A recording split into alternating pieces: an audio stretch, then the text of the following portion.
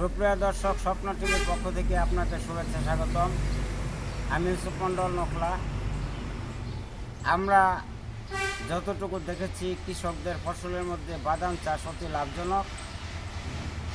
৮ নং চরস্টদর ইউনিয়নের নারায়ণখোলা অঞ্চলে প্রায় ৪ শতাধিক কৃষক বাদাম চাষ করেছেন।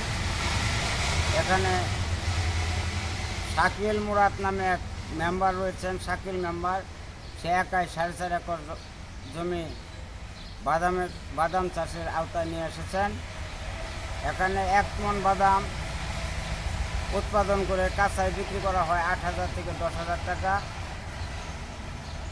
যে কৃষক ৫০ মণ বাদাম উৎপাদন করতে পারেন, তার ২-৩ লাখ টাকা এসে যায় ফসল বিক্রি করে।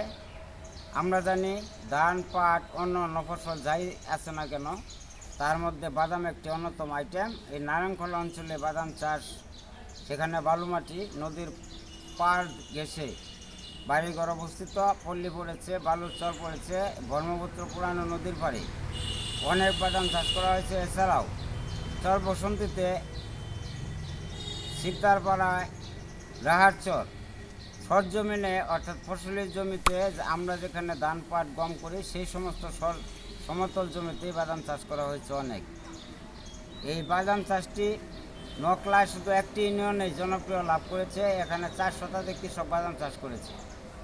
এই বাদাম অর্থকরী ফসল হিসাবে এখন বাণিজ্যিকভাবে বিক্রি করা হচ্ছে। ১ মণ কাঁচা বাদামের দাম ৮,০০০ টাকা।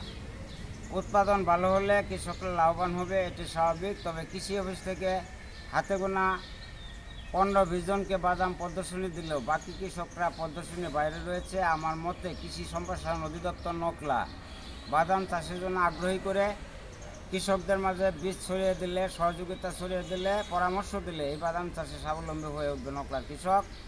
তাতে করে আমাদের অর্থনৈতিক চাকা সচল হবে, কৃষকদের মধ্যে প্রাণ চাঞ্চল্য জেগে উঠবে এবং বাদাম চাষে লাভবান হবে। সকলকে ধন্যবাদ। আসসালামু আলাইকুম।